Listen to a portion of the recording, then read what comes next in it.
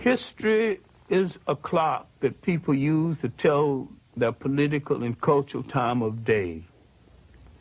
It is also a compass that people use to find themselves on the map of human geography.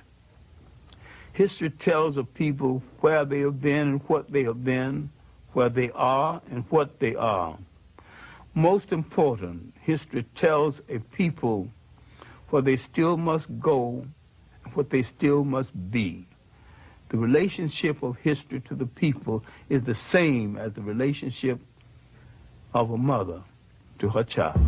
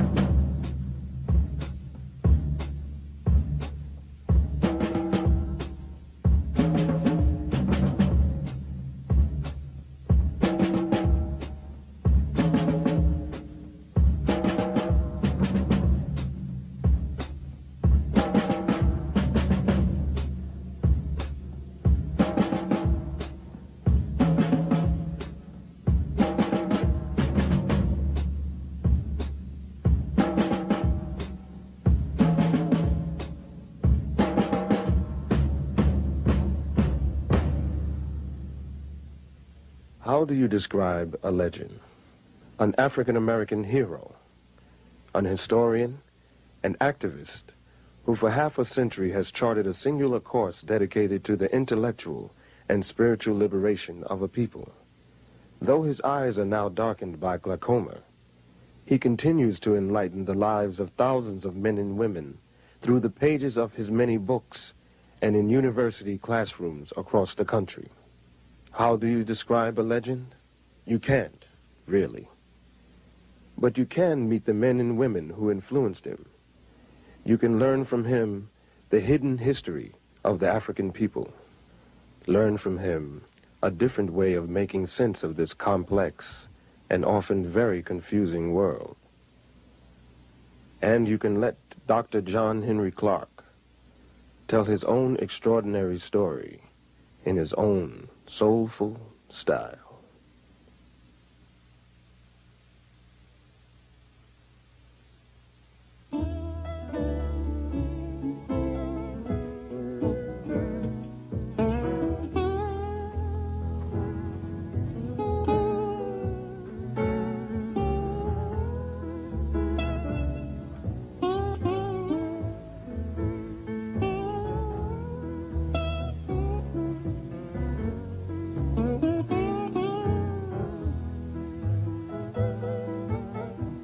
I was born on Sharecropper Farm in Union Springs, Alabama, New Year's Day, 1915. That was a great feast day in our family. And because my mother was a favorite in the family and I was late arriving, she said that nothing would be killed in this family until my child is born. And I didn't arrive until 3, and everybody was hungry. The feast had not started, and I wasn't exactly welcome. They never quite forgave me for that, holding up the feast. My early schooling was in one-room schoolhouse that was called Miller's Hill School. When we moved slightly out of the city, I was chosen to go to city school. Officially, I never finished high school in the formal sense until later years. In fact, I taught 2 generations before I took time out to get my BA, my master's, and my PhD. And I have it all now, but I'm principally self-trained. My university was the public library and well-chosen second-hand bookstores. So while I grew up poor, I grew up in a very rich environment, culturally rich. I grew up with a whole lot of love and affection, a lot of lap time and a lot of slap time too, because I wasn't permitted to get away with too much. Miss Evelina Taylor is my 5th grade teacher, and she might be the foundation teacher in my life. In addition to teaching me basic good thinking and good conduct, she called me into her room during her lunch hour one day and told me to stop playing the fool because I was playing the fool just to get accepted. And she said, it is better to be right and march into hell than to follow a bunch of fools into heaven. I wanted to do something to impress Miss Taylor, and we had current events on Friday. We wanted to say something unusual because I worked for white people before and after school, and they had magazines. They would receive them one day, read them hurriedly up, throw them away the next day. So when I got up for current events, I always had something decidedly different to say about my own people and about other people. No, I wanted to do something real big. So I went to a lawyer that I worked for before and after school. I can still remember his name, Gag Steiner, and I asked him for a book about my people in early world history. He says, I'm sorry, John, that you came from a people that have no history. My mind would not accept that. I continued to search, and I opened a book called The New Negro, and I opened to an essay called The Negro Digs Up His Past. And for the first time, I knew that I came from a very old people, that we were older than slavery, older than oppression, older than Europe. Now the scramble began for more information.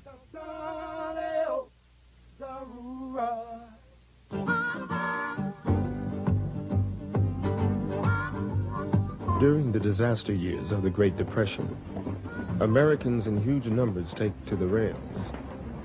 They don't take Pullman cars or day coaches.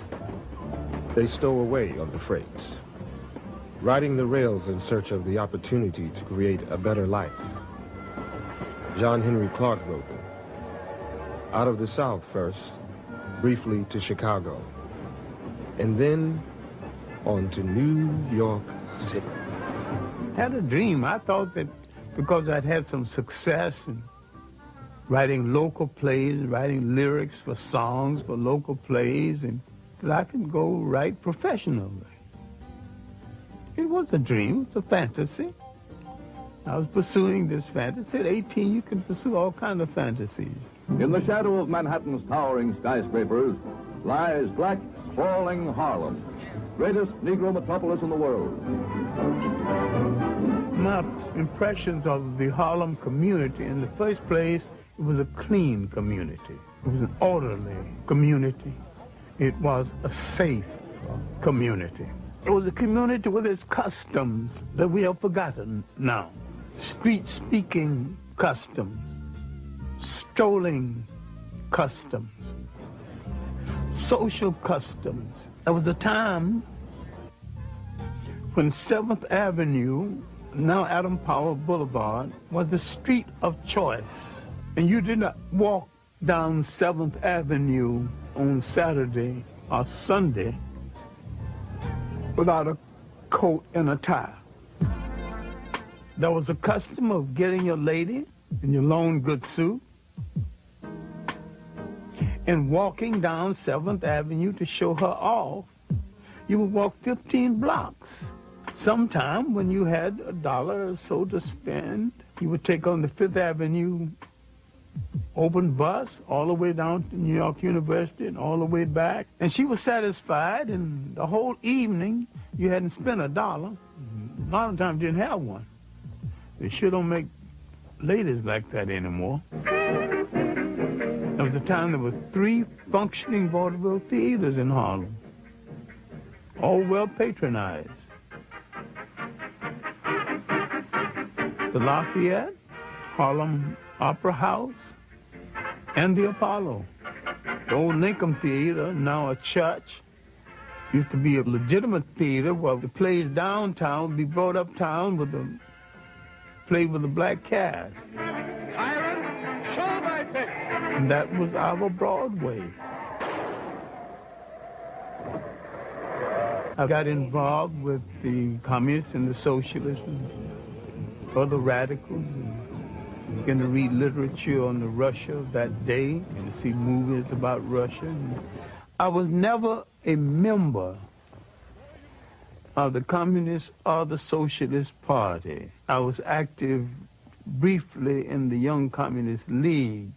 We were looking for a way out of the condition in which we lived. And they opened doors for us and gave us a platform we otherwise did not have.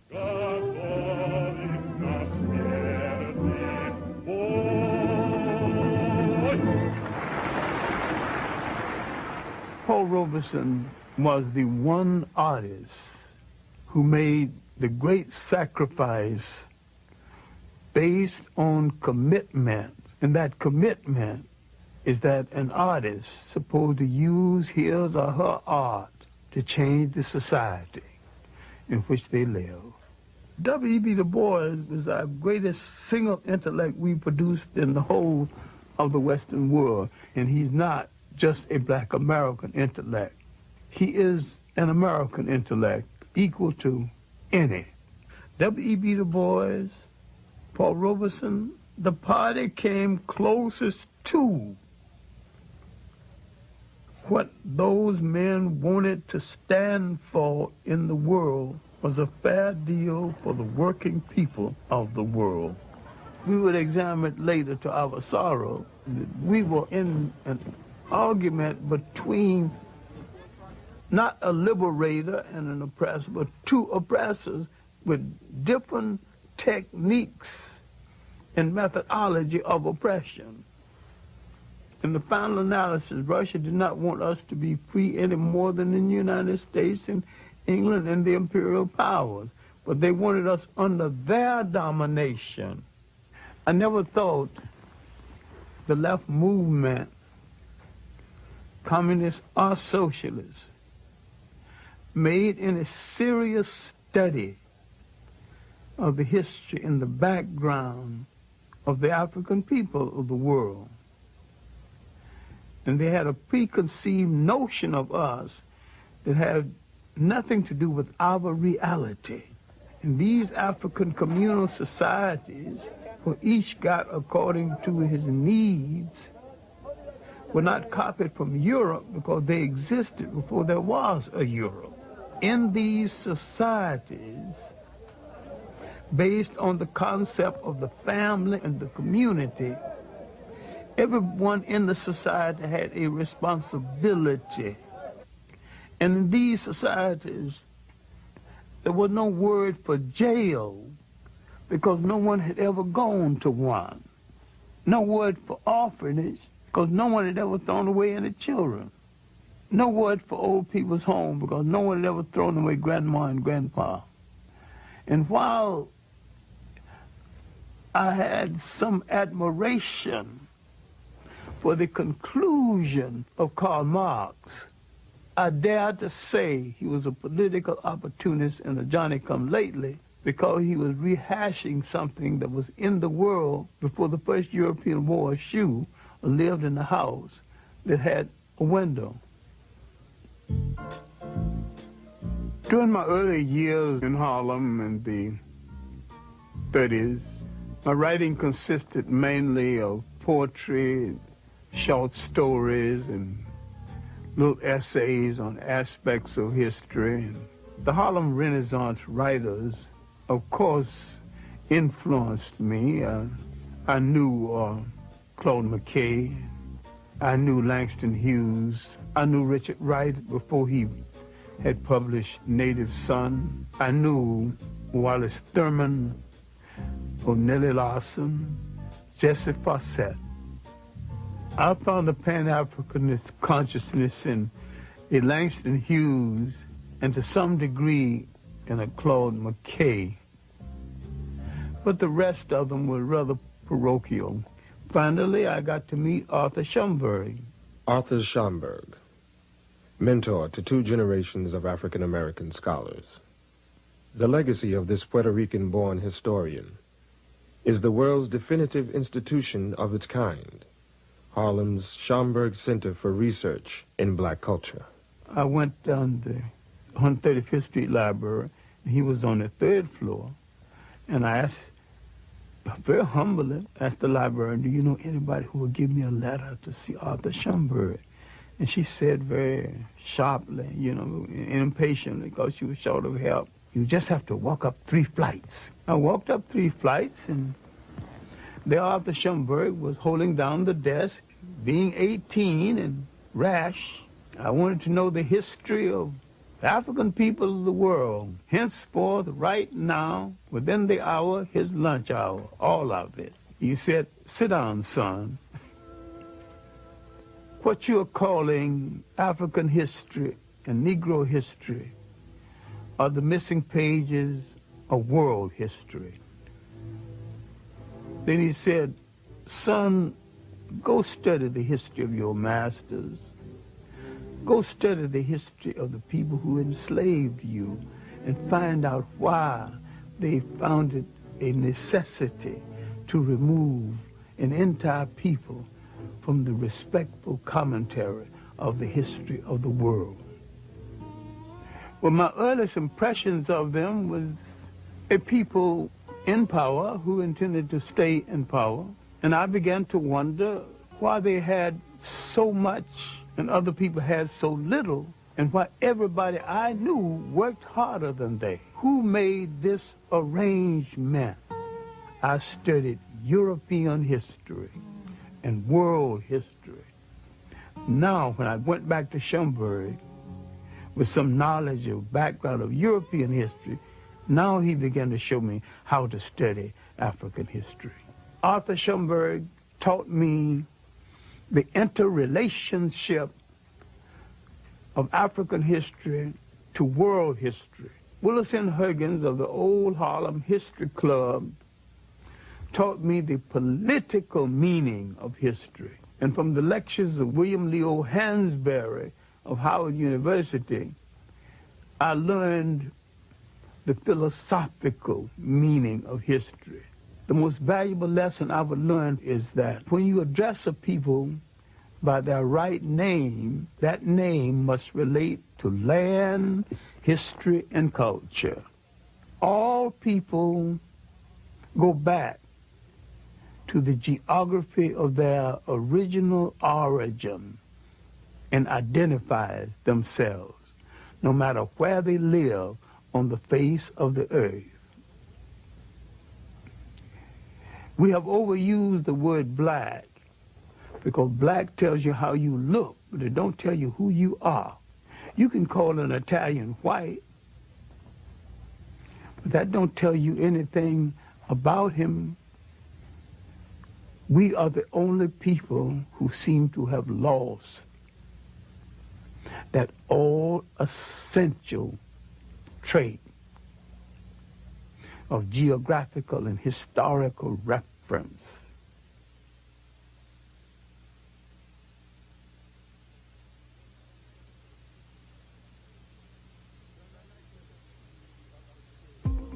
Around 1933 up until 1934, 1935, Harlem's main activity was how to make Harlem a congressional district so that Harlem could elect its own congressman.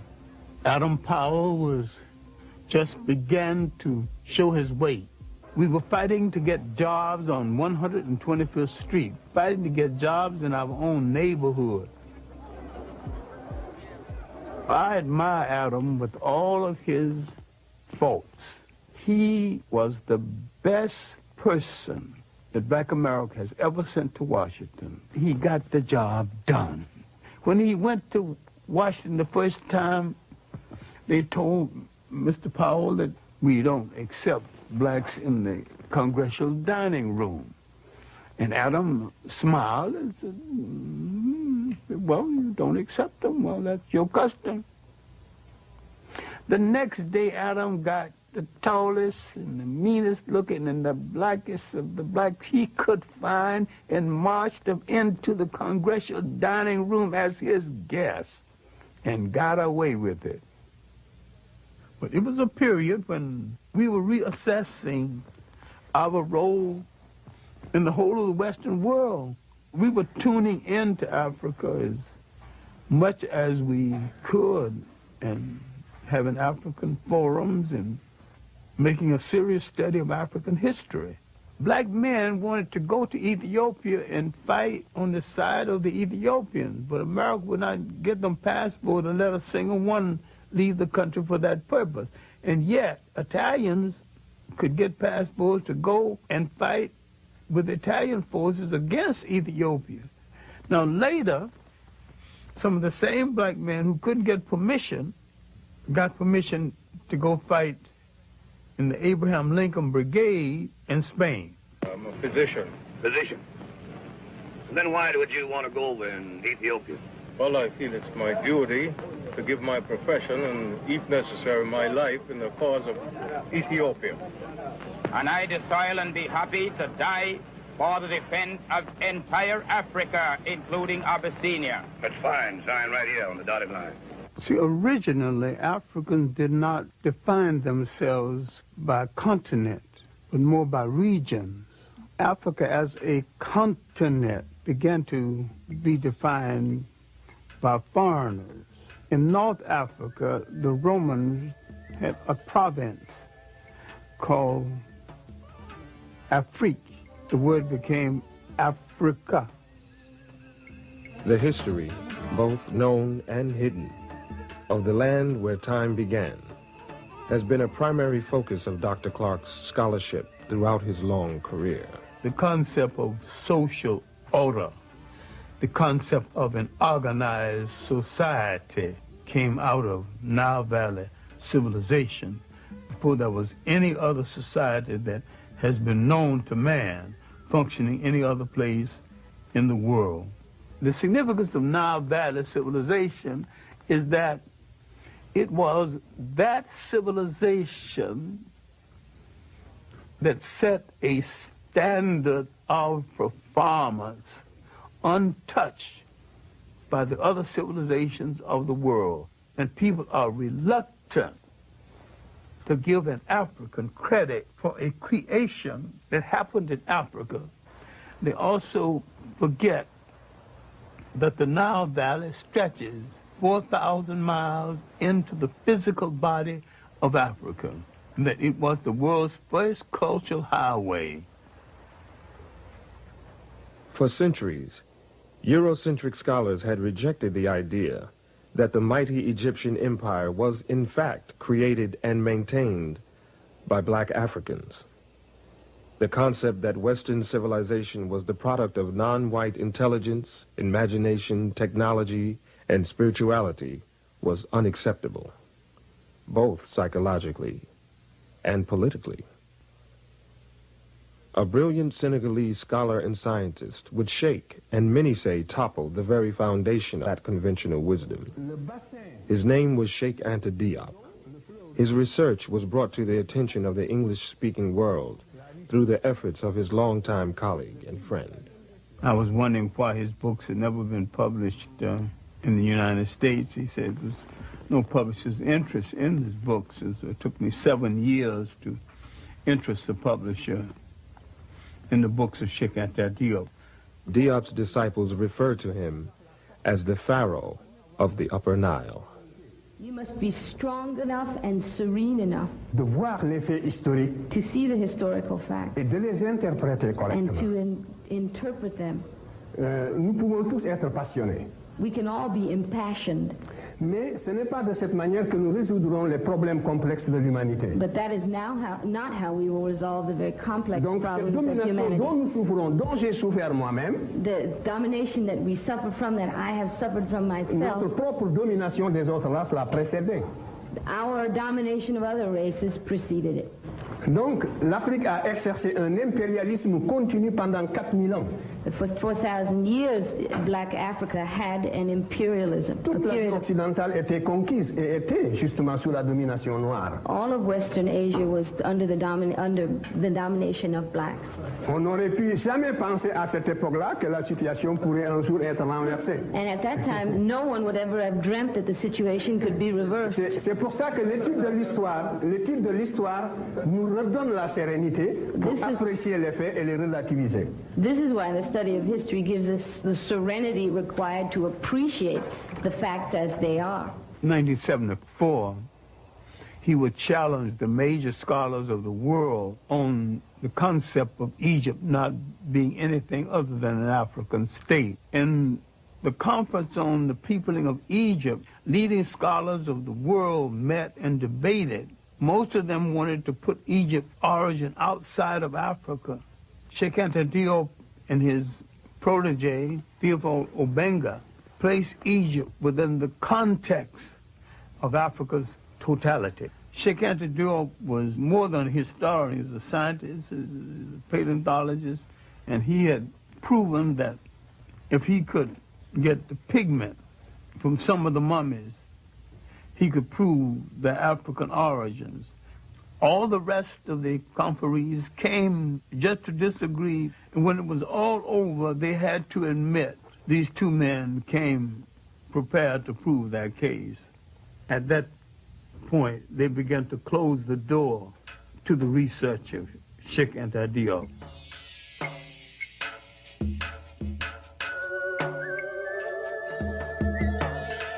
From the first dynasty to the invasion of Nile Valley, that was the first golden age.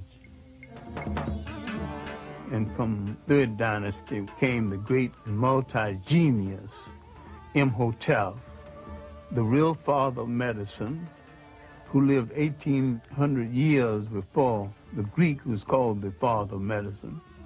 When we read the biography of the Greek, he says, I am a child of Imhotep. And from the 18th dynasty came the world's great social reformer and maybe one of the world's first deities, Akhenaten. He thought so much of life he would not crush a flower. He outlawed warfare. Spirituality was a part of the total life of the people. Before the coming of the Europeans, the African was very religious. The step pyramid was originally built with a temple at the top where you can go up and pray. This relates not just to the glorification of a pharaoh, but the spiritual outpouring of a people. This is what made the civilization of the Nile so great. At the same time that Egypt was in its 24th dynasty, Europe was just emerging from its pre-literate past. The first show of European intelligence was a book called The Odyssey and the Iliad. That's about 850 BC. Where is Egypt 850 BC? Egypt is old and tired and has gone through 24 dynasties. It is on the eve of its last great dynasty that will come from the pharaohs in the south. And the Europeans have just written a book of folklore. Just south of Egypt lies another highly evolved black society, the Nubians. Their civilization thrived for some 3,000 years. I call the 25th dynasty the one dynasty from the south that moved up north and to tell their cousins, the Egyptians, how to rule a nation one more time. In the great show of history, this was Africa's last walk in the sun. It was a great and mighty walk. That walk had lasted 10,000 years. Now it's coming to an end. Europe is just being born. The very word Europe is not even being used.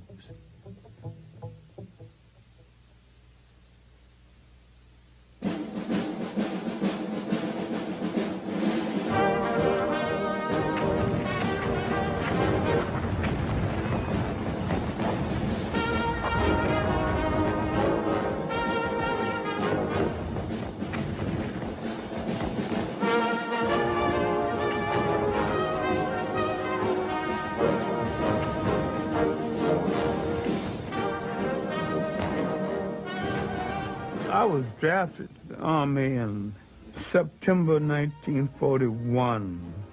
I can say with certainty I was probably one of the best clerks, one of the worst soldiers the Army ever had.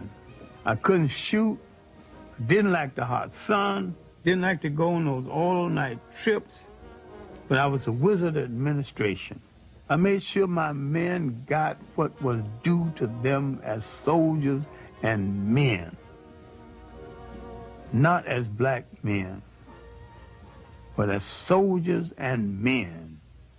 After I returned from the Army, it was not so much as finding myself again as a Pan-Africanist, but redefining myself as a Pan-Africanist. Remember, we had participated in a war that we were cynical about in the first place, and having participated in this war on a Jim Crow basis, getting out of the war, and there wasn't the employment that we had hoped would be there, I began to think more and more about the fact that African people would have to depend on themselves. Pan-Africanism would be perceived as a way to end African dependence on colonial masters, a way to create free and independent nations, a way to transfer the continent's immense riches from the hands of invaders into those of the indigenous people of the land. I began to define Pan-Africanism as the building of an African world community, the union of African people in different parts of the world, the African population in India and the Pacific Islands, the African population in the Caribbean, and Brazil and South America. And I was looking to the fact that we number 1 billion people on the face of the earth. If you put them all together and they did one thing in unison, even if it was wrong, it might alter the world. Africa has always been and still is the world's richest continent. Africa has always had things other people wanted, thought they couldn't do without, and didn't want to pay for. So therefore, there's always been an excuse to invade Africa. Alexander's invasion was the first purely European invasion of Africa. Everything that had happened in Egypt and in Africa before 332 BC was something that no European had anything to do with. Now we see the beginning of European occupation, and we see it as aggression, not bringing civilization, but destroying civilizations that it did not understand. The uninvited arrival of European armies in the Upper Nile Valley signals the beginning of the end for the highest civilization the world had known. The conquerors, quite literally, changed the complexion of the conquered. Now you're beginning to get a mulatto-sized population that a whole lot of people keep misinterpreting as white. With each one of these invaders came the bastardization of the population based on the fact that for the sake of pleasure, the foreign soldier heads for the female population at a time the male population has been defeated in war. The Greeks' rule didn't last that long before they were challenged. An ambitious and well-dressed bunch of thugs across the ocean, not very educated, but they could fight like hell, called Romans, began to have ambition for the trade in the Mediterranean. Carthage, a powerful black state in North Africa, had imperial ambitions of its own. By the 3rd century BC, its forces had crossed the Mediterranean and established a large province in Spain. The military commander of Carthage had apprehensions about his Roman neighbors and warned his son to keep a watchful eye. Hannibal's father, he would point across the ocean and said, there's some evil people over there. We better bring the war to them before they bring it to us. Hannibal never forget. Hannibal is only 26 when he takes charge of the army. He launches an audacious military adventure, leading his men and their elephants over the Pyrenees Mountains into France, then pointing them across the Alps, boldly, toward Rome itself. Heavy casualties, overextended supply lines, and defection of allies drive Hannibal off the soil of southern Europe. He retreats back home to Carthage. The Romans have made a mission, almost a cult, out of the destruction of Carthage. They would meet each other in the mornings. Good morning, Roman citizen. Carthage must be destroyed. Yes, of course, Roman citizen. Carthage must be destroyed. Rome's legions clash with Hannibal near Zama. His troops are defeated. Hannibal is sent into exile. His once mighty nation becomes another colony of Rome and an administrative center for their empire. Now, the Roman Empire internally was not very rich. Africa became the breadbasket for the Roman Empire. And except for Africa, the Roman Empire would not have been able to sustain itself. Now, the Roman presence in North Africa is going to force into being one of the great events in human history.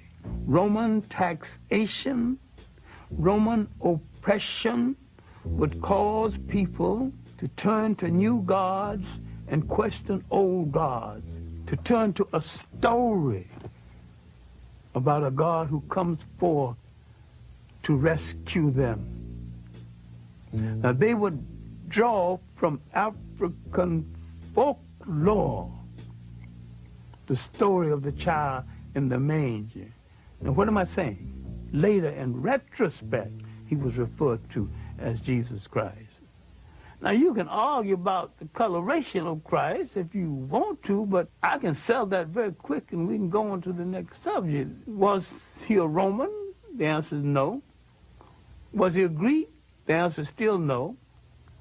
These were the only European types in that part of the world at the time. If he was neither Roman or Greek, he was one of those other people. And all of those other people were non-European and non-white. And he came from the other people.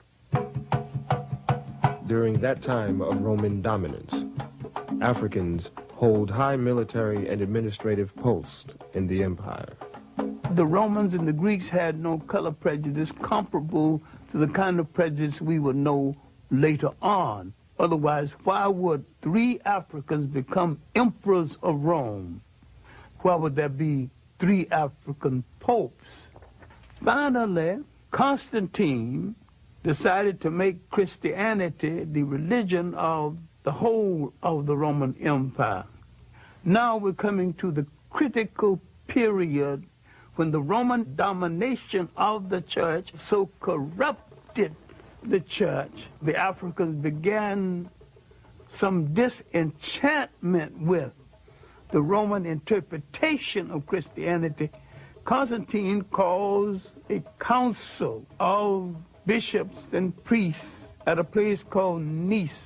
It's the Nicene Conference. It is at this conference that the European created a European concept of Christianity. It was at this conference that they began to take the African saints out of the literature of Christianity. Now the corruption had started. The physical concept of Jesus Christ did not exist. Now, how did it come into existence? Because the Pope commissioned it to come into existence. Michelangelo painted the picture using one of his relatives as model. And that picture, one of the finest pieces of propaganda ever projected in history, has changed the minds of millions of people as who's supposed to represent God, whoever he or she is, and I have no problem with the she. Spirituality is a way of accepting the fact that there is a spiritual force in the universe larger than all of mankind. But someone had to come along and invent a word called God.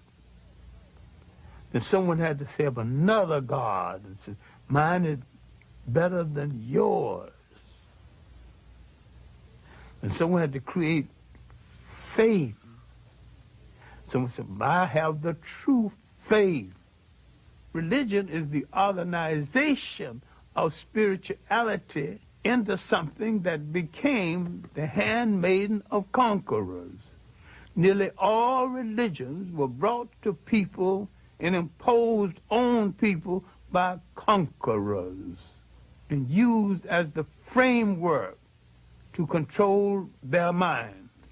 My main point here is that if you are the child of God and God is a part of you, then in your imagination,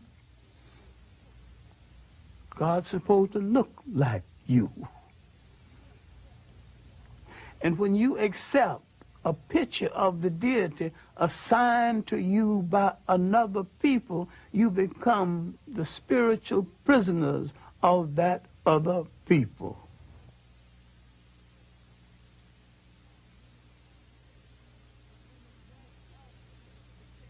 Many Africans became Roman citizens, just like many black Americans today.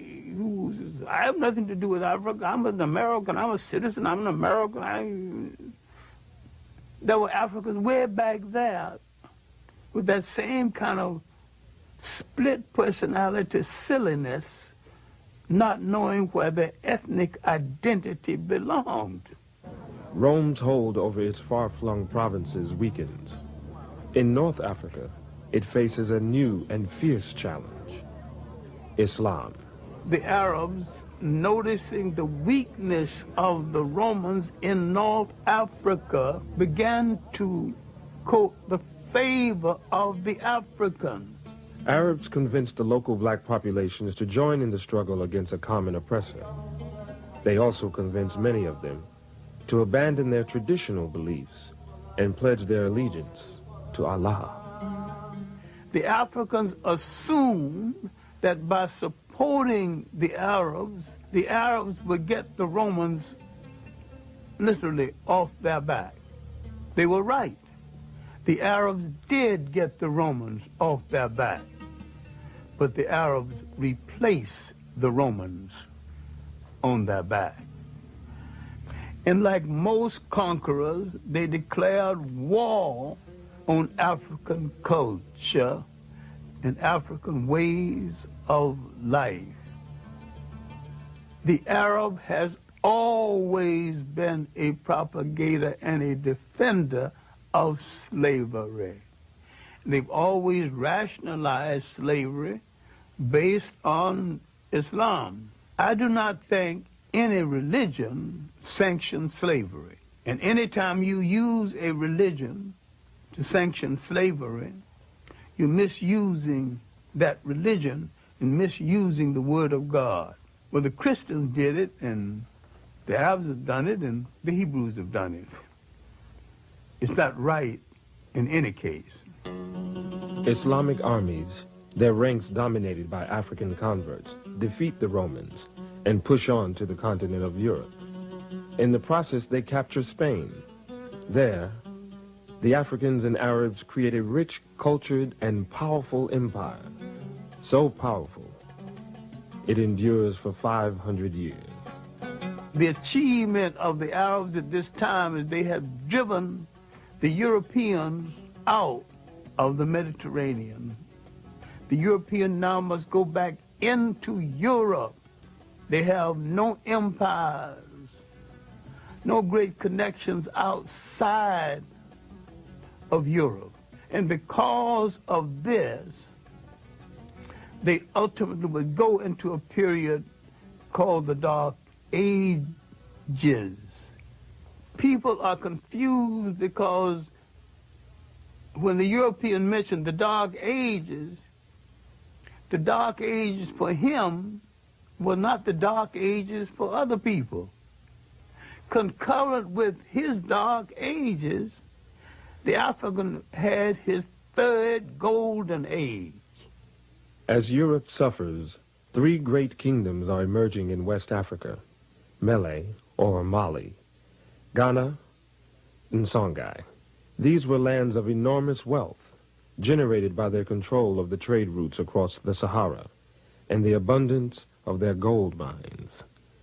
The kingdoms were known for their benevolent governments and their great respect for learning. For a while in history, there was only two great universities: the University of Sankore at Timbuktu and the University of Salamanca in Spain. And the African was solely in charge of the one at Sankore and part in charge of the one at Salamanca.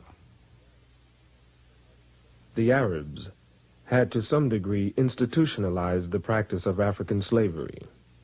The Europeans internationalized it. In Europe, the wealth amassed from the slave trade makes the Industrial Revolution possible, while laying the foundations of modern capitalism. In the Americas, the traffic in human souls creates a vast African diaspora, millions upon millions of people ripped from their homelands, transported in chains to a distant, hostile world. The European came into Africa as a guest and was treated as a guest. The Africans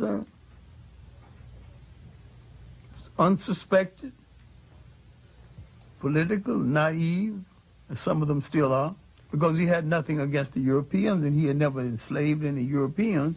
He just assumed automatically no European would enslave him. He had never dealt with anyone who would enslave the host and the wife who cooked the meal and lie about it. Around 1442, the first slaves would be taken out of West Africa. Spain and Portugal goes to the Pope, the leading arbitrator of that day, the one person in Europe with the greatest authority. The Pope would say to Spain and Portugal, you take the East and you take the West, and you two good Catholic nations start fighting among yourselves. And then the profound statement before departure, you are both authorized to reduce to servitude all infidel people. The slave trade now had been sanctioned, and Europeans had been told they need not feel guilty of it because you're doing this to an infidel who is outside of God's grace. England went into the slave trade with a vengeance, led by Captain Hawkins and the good ship Jesus. The ship was called the good ship Jesus. The coat of arms on the ship was two Africans bound back to back with their arms tied. So they saw no contradiction in being in the slave trade and being Christians at the same time. We cannot deal with this enough because we're still suffering from this inside of the mind of a lot of people in this world, into the millions. We are outside of humanity, outside of the grace of God.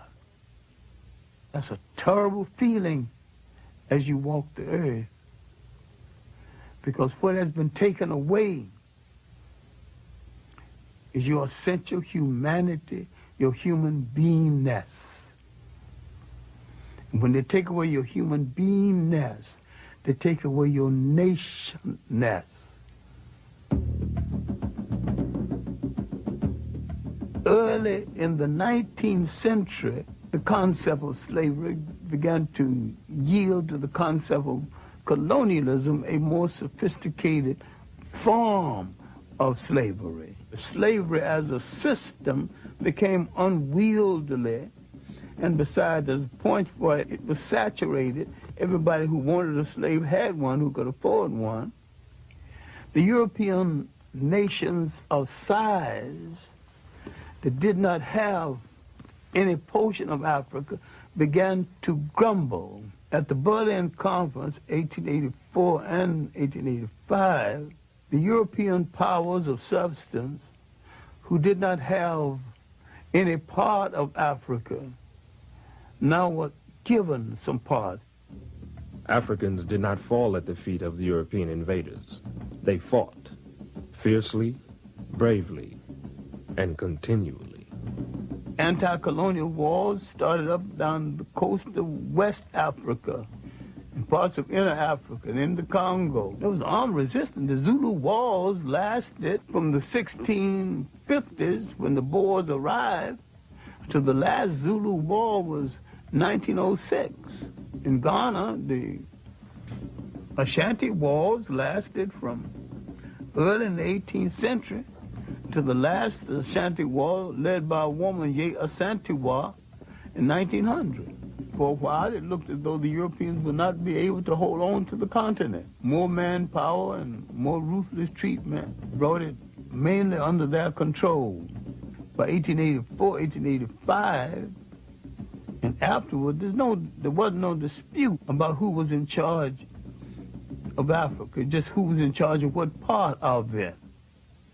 We have been hung up with a myth, the myth of the conqueror and the invader as the bringer of civilization. No people ever brought civilization to another people at no time and at no place in history. It's one of the most protracted lies we ever listened to. Civilization is the art of being civil. The word civil means being peaceful. And there's nothing peaceful about aggression. Only the slave can abolish slavery. If someone is on your back, you have to bend a little to balance them on your back. Now, the best move if you want to get them off of your back is to stand straight up.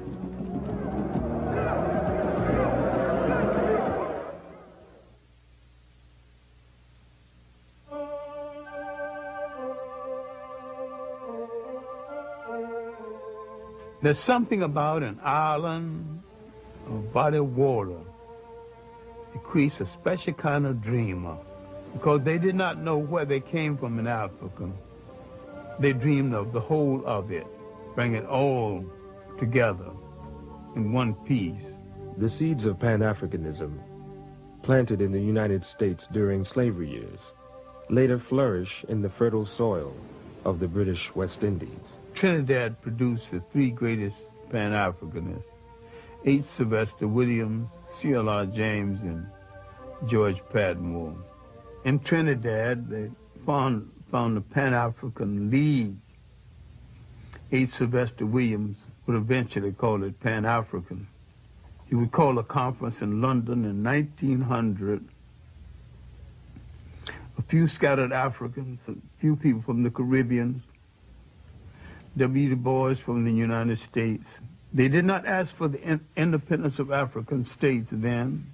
They asked for preparation. Give us the kind of education that will prepare us for eventual independence. They were reasonable, but they weren't listened to. And yet the conference made some kind of impression. After the first Congress, Du Bois would be the leading light from the second through fourth. But the most meaningful, the one that Du Bois called in Paris, as a result of this Congress, Du Bois came to center stage as the leader and theoretician of Pan-Africanism. Pan-Africanism wasn't exactly new because black Americans were practicing it long before someone gave it a name. The African settlement movement, the movement that settled Liberia, was in form of Pan-African movement. The so-called Negro Convention movement was most a discussion of how you bring the African world together. That whole 19th century was Pan-African thought. Prince Hall, his development of the Black Masonic order that he called the African Lodge. The search for a place in Africa for settlement by Martin Delany and Robert Campbell. 1829, David Walker's appeal to the colored people of the world was basically a Pan-African appeal.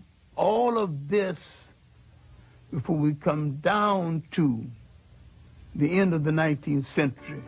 The ultimate Pan-Africanist, of course, was the Jamaican Marcus Garvey. Citizens of Africa, I greet you in the name of the Universal Negro Improvement Association and African Communities League of the World. You may ask, what organization is that? It is for me to inform you that the Universal Negro Improvement Association is an organization that seeks to unite into one solid body the 400 million Negroes of the world. It was soon after the end of World War I, the Secretary of War had told the black American soldiers that their lot would not be appreciably changed by virtue of the fact that they fought in the war. There had been an investigation. It was discovered that many of the nurses wouldn't treat black soldiers in the hospital, wouldn't even touch them. Some of them died as a result. So you have these grievances pent up in the veteran coming home. All of this came to a head in 1919 when there were riots all over the United States. That's called the Red Summer. Marcus Garvey could point out, look, they don't want you here. Let's go back home. Let's go to Africa. Go back to Africa. Let's not only go back to Africa, let's go back in our own ships. Now, a whole lot of people who otherwise would not listen, now willing to listen. We hear the cry of France for the Frenchmen, of Germany for the Germans, of Ireland for the Irish, of Japan for the Japanese. We of the Universal Negro Improvement Association are raising the cry of Africa for the Africans, those at home and those abroad. He began to dream the great dream and rescue the mind of millions of black Americans from depression and self-doubt. By 1923, he was in some difficulty with the boats and some of the people he had hired to run the boats. Terrible mismanagement and betrayal. He collected millions of dollars from black Americans to buy these boats, and these boats were old and not as seaworthy as he thought they were. Garvey moved over large territory, maybe too fast, and yet he built the largest movement in Black America before or since. There needs to be a reassessment of Marcus Garvey and his long-reaching effects.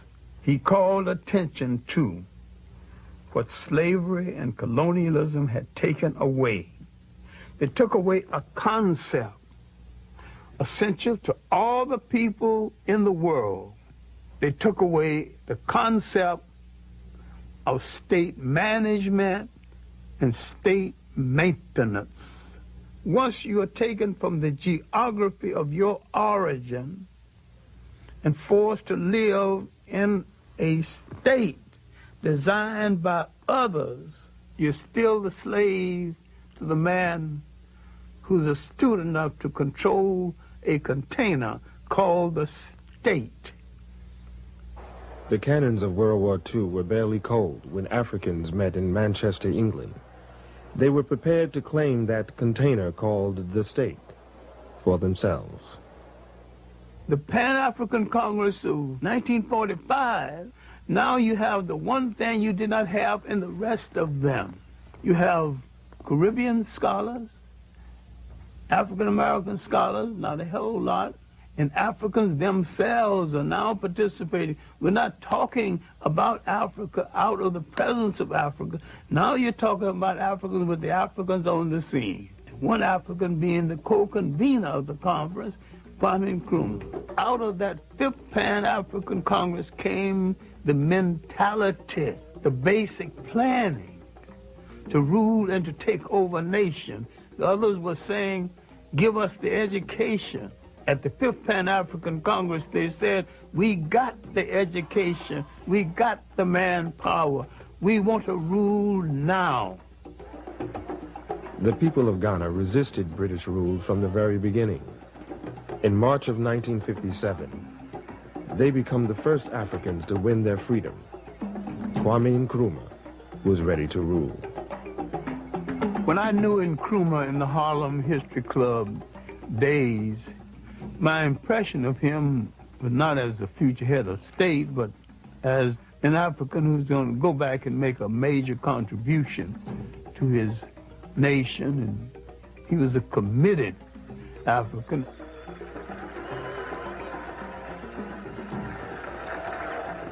I went to Africa in 1958 because I've been promising myself I was going to get to Africa next year. That promise of myself went on for about 5 years before I actually got there. When I got there, all I had was a return ticket. I told an African who had read one of my stories in an African magazine and wrote and got my address. I said I was coming to Ghana, get me a place in a hotel for a few days, and he didn't even go to a hotel, he even tried. He took me to the slums of Accra, and I lived right there with him. Finally, a check that was due me from America did not arrive. When it did arrive, it bounced. So there I was, and one day, Nkrumah had gone someplace. He's coming home from a visit of state. A whole lot of people along the highway hailing his return, and so I was along with the rest of them. I was just like another African melting into the crowd. And he spotted me, and they stopped the Rolls Royce, and the motorcycle drivers pulled their guns, thought that someone was about to hurt the president, you know. his motorcade stopped, and he came out, and he said, what the hell are you doing in my country? And I just laughed. You say, you're a long way from Harlem. He looked right and said, where do you live? I said, in Jamestown. Jamestown is the slums of Accra. Still is. He shook his head and said, you sure must love Africa. Finally, he headed back to his car, and he turned back to me. He said, you know what I'm going to do for you? I told him I didn't have any job, and my check had bounced. I didn't even know how I was going to get home. I'm going to put your Harlem behind to work. And he gave me a job. Working on his newspaper, the Evening News.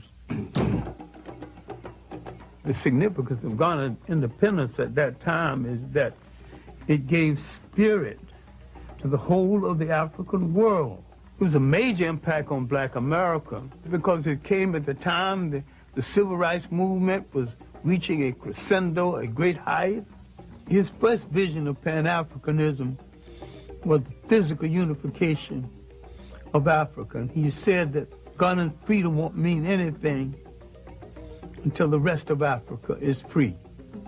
So the spirit of Ghanaian independence would create a light of hope in the rest of Africa. And this is what Kwame Nkrumah was trying to build. This is what the intelligence services of the United States, England, and France had to destroy to keep the example of Ghana from emerging. What went wrong was our misunderstanding of what a state consists of and the responsibility that goes into holding one together. And our dependence on our colonial masters more than we anticipated. We who had longed so much for power, we wanted power. When we got close enough to touch it, we realized we hadn't even decided what we're going to do with it once we get it. I want to take this opportunity to welcome again to the United States, which he knows so well, the first citizen of Ghana, President Nkrumah.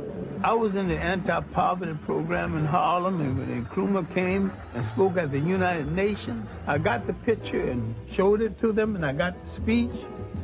And the first thing I showed them, I said, look, there's a black man, head of a nation, speaking to the world.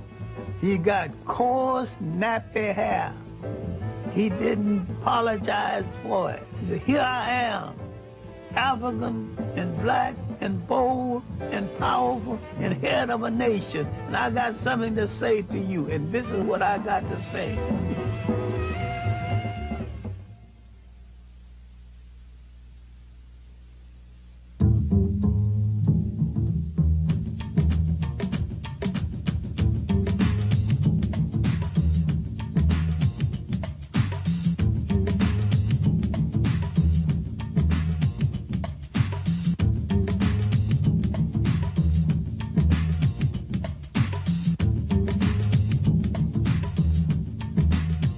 The passive resistance of Gandhi, and we should understand this, was a strategy.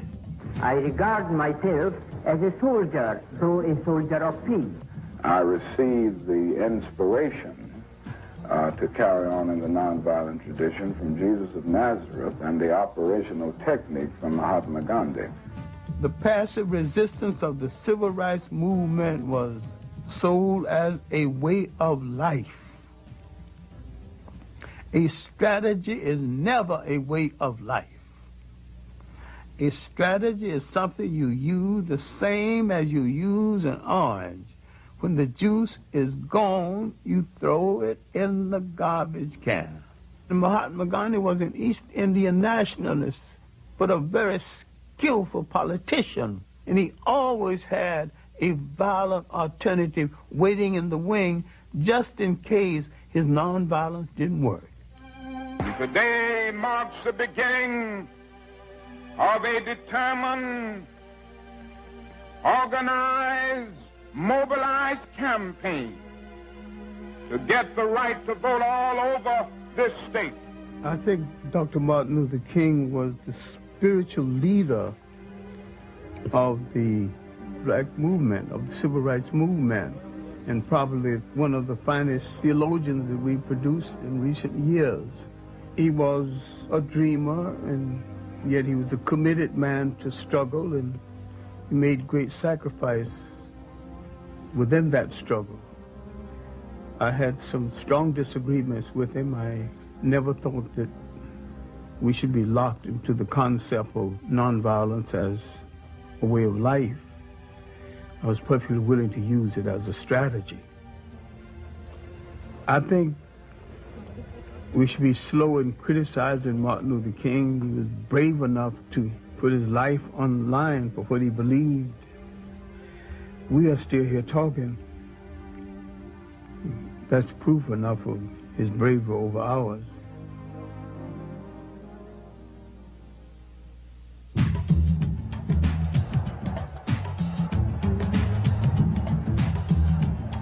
I think the March on Washington was just that. It wasn't a march on Washington, it was a march in Washington. I don't know of any sweeping achievements that came out of it. It was a great ceremony. I'd be hard-pressed to identify the substance. I happen to think we've gotten enough mileage out of marching. It was a great ceremony. It was a great rehearsal for a show we did not put on the road. For a time, we had the attention of the world. Between the Civil Rights Movement, the Caribbean Federation Movement, and the African Independence Movement, we had the attention of the world, and there were people, though they hated our guts, they were willing to make concessions to us based on the fact that we were ready to handle power.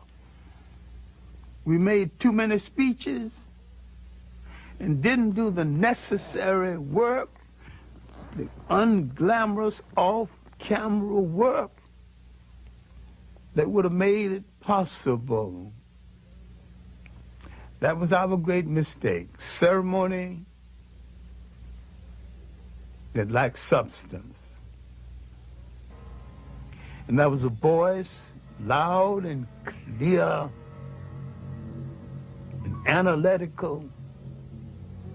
We were fighting to keep from hearing that voice. It was the voice of Big Bad Malcolm X, who had both the national and the international message. One of the reasons that it is bad for us to continue to just refer to ourselves as so-called Negro, that's negative. When we say so-called Negro, that's pointing out what we aren't, but it isn't telling us what we are. We are African, and we happen to be in America. We're not Americans. We are people who formerly were Africans who were kidnapped and brought to America. I met him first in 1958. I know him from that period until his death, and sometimes saw him on a daily basis. I would furnish information on history and background information. I never told Malcolm X what to do, and I don't remember anybody else who told him what to do either. They have studied the tactics and the strategy and the methods of all of the African nations who have emerged and won their independence. And they've seen that the Africans didn't get it by sitting in. They didn't get it by waiting in. They didn't get it by singing "We Shall Overcome." They got it through nationalism. I first met Malcolm at the World's Trade Show building. Looked me up and down and said, "I bet you're a swine eater." I'll admit that I had paid some joyful visits to pork chops and other parts of the pig. And I said that, you know, Malcolm, if it wasn't for the pig, you and I wouldn't be here arguing about the pig, because some of us would be gone. We would have starved to death. Many times when Malcolm X was prefacing his speeches with the words, "The Honorable Elijah Muhammad teaches us," Malcolm X was teaching Malcolm X lessons over and beyond anything the Honorable Elijah Muhammad ever thought about. You say we are on the road now to a better world because the white man promised integration. This is a disgrace. Mr. Muhammad's analysis is that until the image of the black man in the mind of the black man has been changed, you will always have delinquency, parental as well as juvenile. So his entire approach is not so much to change the attitude of the white man toward the black man, but to change the attitude of the black man about himself. The Arabs and certain powerful groups within Islam really wanted Malcolm on their side. There was a serious attempt to persuade Malcolm to turn on Elijah Muhammad and establish a second Islamic group based on what they considered to be Orthodox Islam. They offered him $3.5 million. He turned it down, and we were walking down the street toward his car, and this man had turned down $3.5 million. And he whacked me on the shoulder and says, "Swine eater, let me buy you a cup of coffee."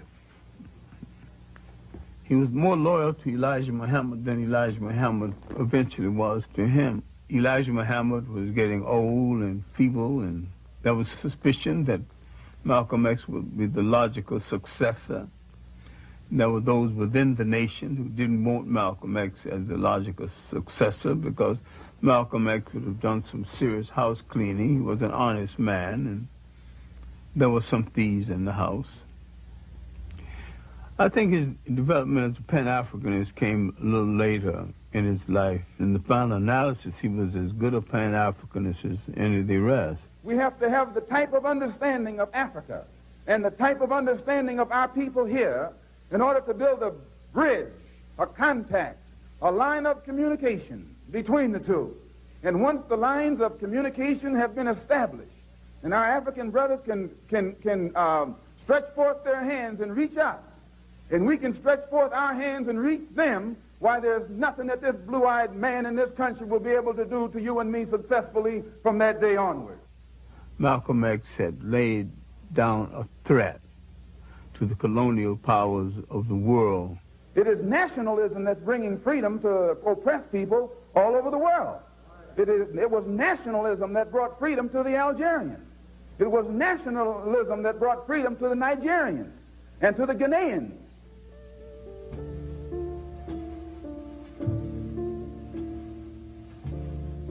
I do not think Malcolm X's murder was a local American thing. I think it was a larger thing than that.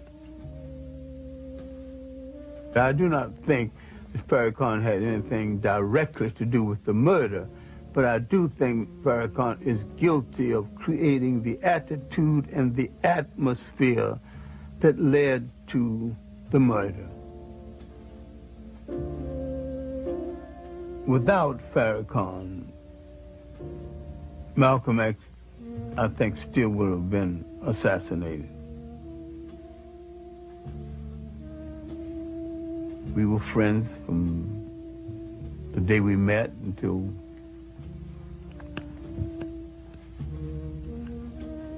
his death.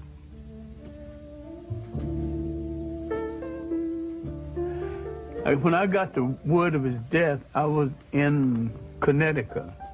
I'd gone up to make a speech in Connecticut, and I was at a Jewish home. Someone announced that he had died, and then someone added, dismissing the whole thing, that after all, he was anti-Semitic.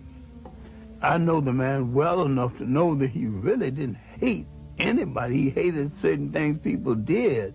He wasn't a hater at all, and they spoke as though they had the right to tell us who should and should not be our hero. I went into that bathroom, and it was after dinner, and just cried like a child for 15 minutes, and I came out partly composed and made the speech that night I was asked to make, and came on home and began to try to deal with the reality of the situation. Because to me, Malcolm X was not gone, and he's still not gone in my imagination. The whole year after his death, I almost got the feeling that we were having our usual conversation. I would always end it, what can I do? And finally, I got the feeling that he had said, do your best work. I was a good teacher before that. I was a better teacher and a better human being after that, because I knew that being a good classroom teacher was my best work.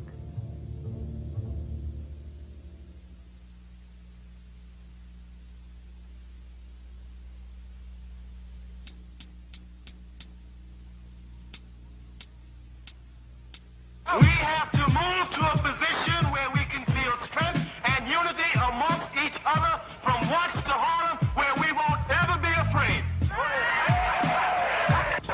And the last thing we have to do is to build a power base so strong in this country that will bring them to their knees every time they mess with us.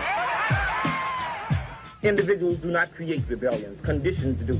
Until they begin to address themselves to those conditions, rebellions will continue and they will escalate. And to fight for our liberation by any means necessary. It was the beginning of the Black Power movement.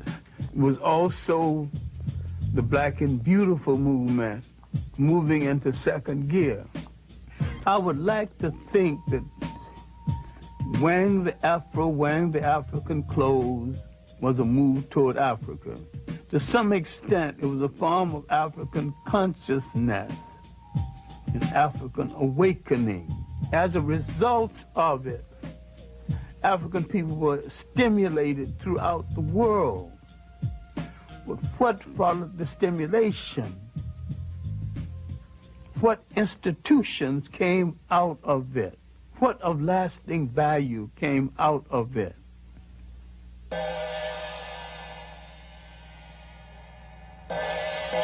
I do not think the Africans, the Caribbeans, or the Black Americans have studied with any degree of depth and seriousness the rise of modern Japan. They went into a war and they lost. They sustained 2 atomic bombs. They had that country occupied. Now the people that defeated them are now begging them for commercial space. What did they do that we have forgotten how to do? They did some serious, astute planning, not loud mouthing, not boasting. They did not get on the radio or any platform and call anybody any name, but they did what they had to do.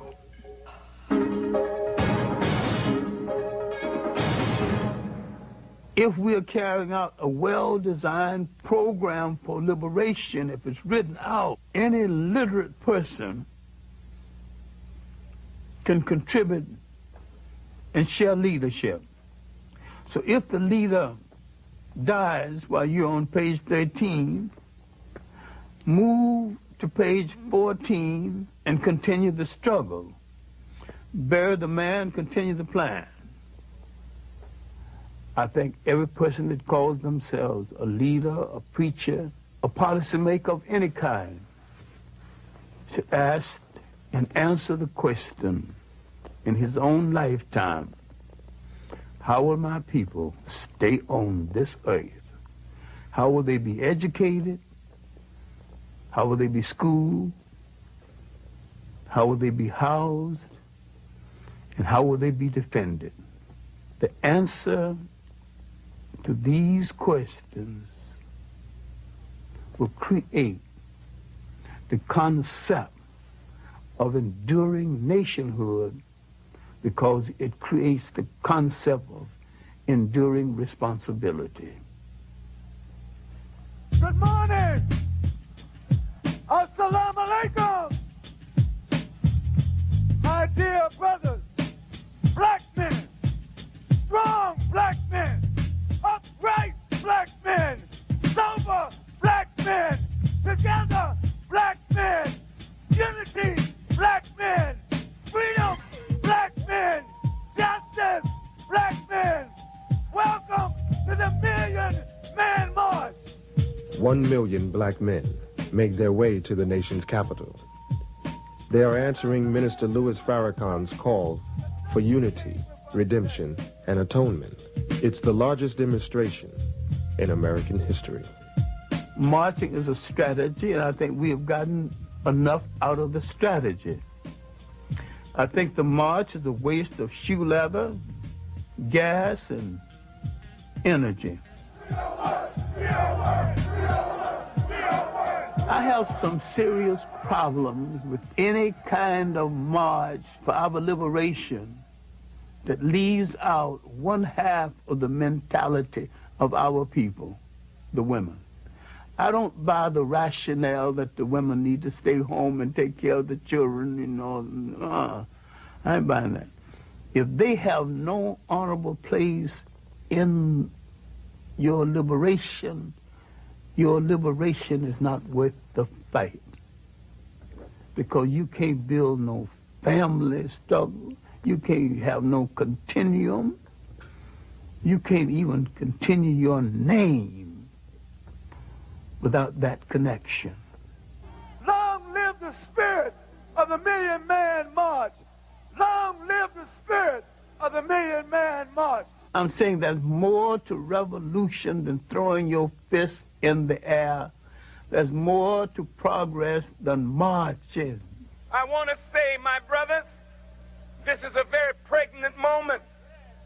Pregnant with the possibility of tremendous change in our status in America and in the world. We're doing showbiz liberation. And that's not liberation. Today, whether you like it or not, God brought the idea through me. And he didn't bring it through me because my heart was dark with hatred and anti-Semitism. He didn't bring it through me because my heart was dark and I'm filled with hatred for white people and for the human family of the planet. If my heart were that dark, how is the message so bright, the message so clear, the response so magnificent? This march will do more to wash Farrakhan's ego and to project him into the forefront of leadership than anything else. And once he's in the forefront of leadership, where will he lead us? God is great. God is great. Straight to Islam. And yet he will not make a principled statement on the enslavement of Africans in Mauritania and in the Sudan. And there's all kinds of documentation, all kinds of proof. If I have to be a dissenting voice in this, then I'm very pleased that I've got enough integrity to be a dissenting voice and not to care where the chips fall. Many perceive the African-American family as an endangered species. To Dr. Clarke, the family is the soul, the spirit, and the cornerstone of the nation. If the family dies, so does the nation. We're making a whole new way of life out of the artificiality of imitating our oppressor, who's also in trouble with the family. And we grew up in communities where every child was a child of the whole community and could be disciplined and rewarded by anyone in the community. Now we bought into someone else's sociology. Don't touch that child. Don't you dare spank my child. When formerly, your mother left you alone and said, if they misbehave, you can spank them. We don't have that kind of relationship one to the other anymore. After emancipation, we made a monumental effort to find broken bits and pieces of our family. My own grandmother spent 3 years wandering around Virginia trying to find her first husband, who had been sold to a slave breeding farm in Virginia. But the major thing was we were trying to put families together and to have family connections. Our new mission of liberation is to put strong families together again, because the family is not only the embryo, the beginning of all that we can call civilization, but it's the beginning of all anyone can call a civilization. Because this is the essential network that leads to nation. There's some common sense things we can still be doing. Our communities are miniature nations. We have to control them. Control the real estate in those communities. Control the education in those communities. You cannot write the history of this nation as though it is only a white nation. It's a multicultural nation. I'm saying whatever the solution is, either we are in charge of our own destiny, or we are not in charge. On that point, we got to be clear. You're either free or you're a slave.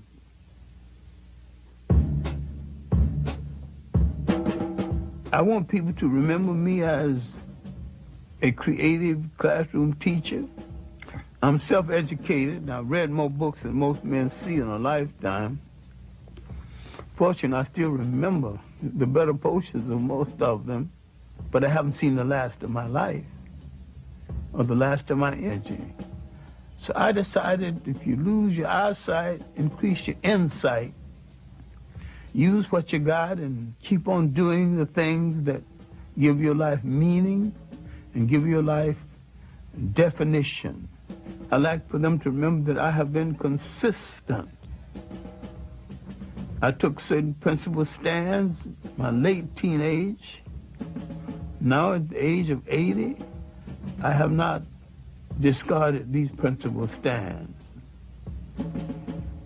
My great overpowering love affair has been the liberation and the maintenance of African people and to restore them to a status that they lost in the world. I think faith has not spared African people for an ideal purpose. If we were put on this earth and we have endured a Holocaust 10 times worse than the one in Europe, then faith has a mission for us. If we gave the world its first humanity, maybe we have the capacity to give the world its next humanity.